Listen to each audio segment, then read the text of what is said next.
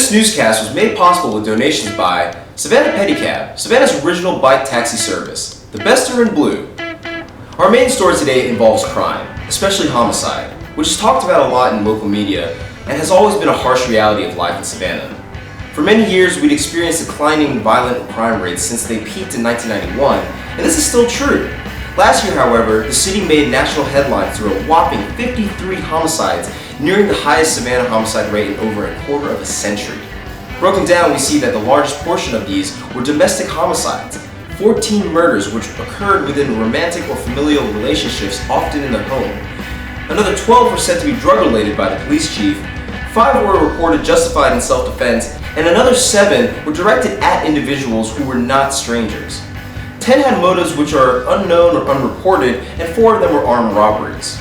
This year alone, at the time of the last weekly police report, we've had 26 deaths from violent crimes, and 489 reported violent crimes in total. Understandably, this has been a high-profile subject within Savannah politics. Here's footage taken by WTOC from a mayoral candidate forum last year, where current mayor Eddie Deloach speaks on the prioritization of crime while running for office. Mr. Deloach, your top 3 budget priorities in 1 minute, please. Crime would be my top issue. Crime would be my second issue. Crime would be my third issue. Until we can get our house in order as far as the crime situation goes, we're not going to get anything else in order as far as things go. Granted, I've got a long-term plan. I want to put a vision here and have all the things that you're talking about, but you can't not do anything until you get this crime situation taken care of. So my first order of business, I'm going to get rid of this F that we got here. We're going to have a grade that is comparable for this community, and we will make the crime issue go away. Our violent crime rate has been lower in the last few years than it has been in over 3 decades. However, this is of little comfort to victims of violent crime, which still occur in our city on a regular basis. At times like this, we want to ask, what causes these crimes? What is being done, and what can we do differently by the Savannah community to stop it? These are very complex but important questions which we intend to address. The sort of crime prevention which the mayor focuses on to this day is based on police spending. He and others on the council have expressed on numerous occasions their faith in the relatively new police chief, Joseph Jack Lumpkin. The last one is still in prison for extortion and gambling charges and is further facing a corruption lawsuit, and have stated plans to give Savannah-Chatham Metropolitan Police Department more staff, more cars, better technology, better weapons, more public surveillance, and more money as a way to address the crime rate. Since September of last year, the Savannah-Chatham Metropolitan Police Department has hired 127 new staff members. Those new officers should be on the streets as of May this year, and they're definitely not done with the current aggressive hiring campaign. In April, Chief Lumpkin submitted this list asking for expenditures estimated at roughly $80 million, more than the entire annual budget the police department received from the city last year. How are these changes expected to reduce crime? Through the strategy of deterrence. In an interview with the Savannah Morning News, Chief Lumpkin said, "Ideally from a police perspective, to prevent violence, we would have numerical superiority to the offenders and firearm superiority. If we can marshal a staffing and firearm superiority, the risk for everyone is decreased, given that the offender is going to have some rationality to them." This isn't a new idea. In fact, it's the only idea which is thoroughly practiced in the US despite the fact that the deterrence strategy has mixed results at best for eliminating crime, violent or otherwise. In 1991, the police force had a little over 300 officers. Last year we had around 500 officers with better technology, more cars, etc., and still nearly match our highest homicide rate in 25 years. This is representative of a larger problem, not just prevalent in Savannah, as the scientific report from the University of Maryland for the Justice Department in the US states, the only direct evidence showing programs that work to prevent predatory stranger violence is about police and prisons. While there are good theoretical reasons to believe that communities, families, schools, labor markets, and places could be even more effective in preventing predatory stranger violence, that theory has not yet been turned into successful tested practice. That gap may itself reflect a failure of imagination or a bias toward testing as well as funding police and criminal justice programs. It is fair to say we do not know how to spend a large operational investment in other institutional settings that may have profound effects on the serious crime. So can Savannah transcend the bias towards police spending to find some fundamental solutions to the crime affecting our community? What other methods of reducing crime are there? Many studies have found evidence to support the very old notion that crime is heavily associated with poverty and social inequality.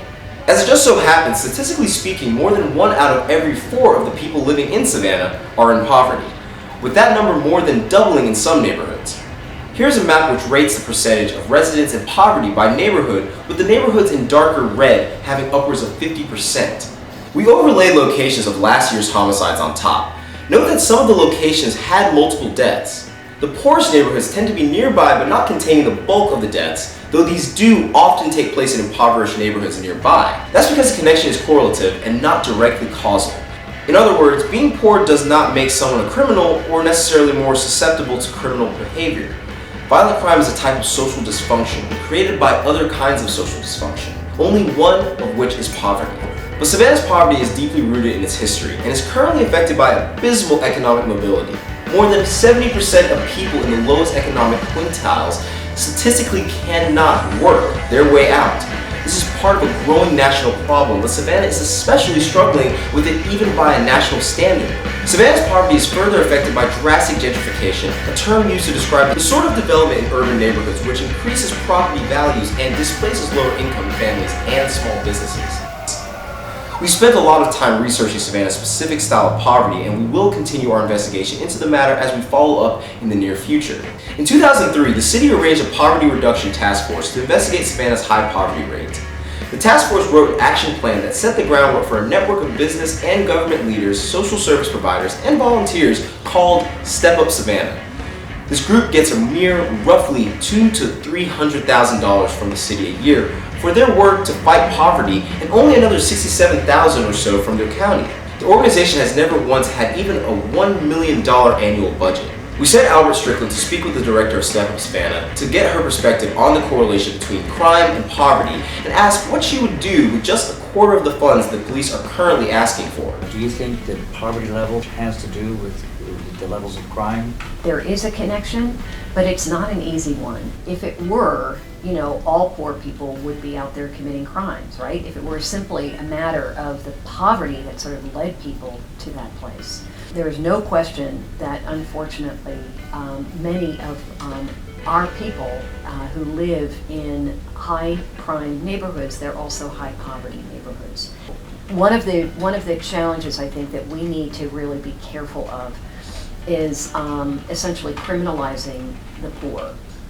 Criminal lifestyle comes out of high dysfunction in a family unit, in a neighborhood, and in a community. People who are living in poverty, there are many different ways to sort of respond to that. And if you live in a very unhealthy family environment, where, for instance, you may have grown up with violence, and that was seen as an appropriate response, then that's what you know. I mean, how do any of us learn how to be and how to be social in the world? It's in family first. Because we all know that violence is not limited to Correct. areas of people in poverty. Exactly. One of the things that I think is extraordinarily difficult is that people who are living with less than tend to be victimized more than the general population. We know that the budget for Step Up Savannah is a lot smaller than I would have thought.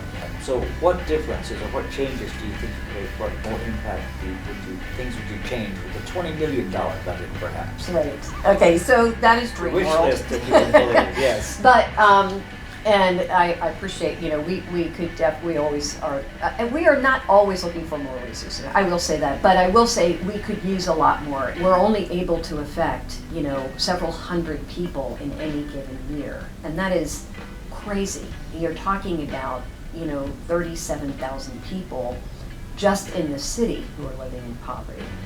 And so what we have not been able to do, I think, well in Savannah is to scale up, to actually deal with the population-wide issues that we are dealing with here.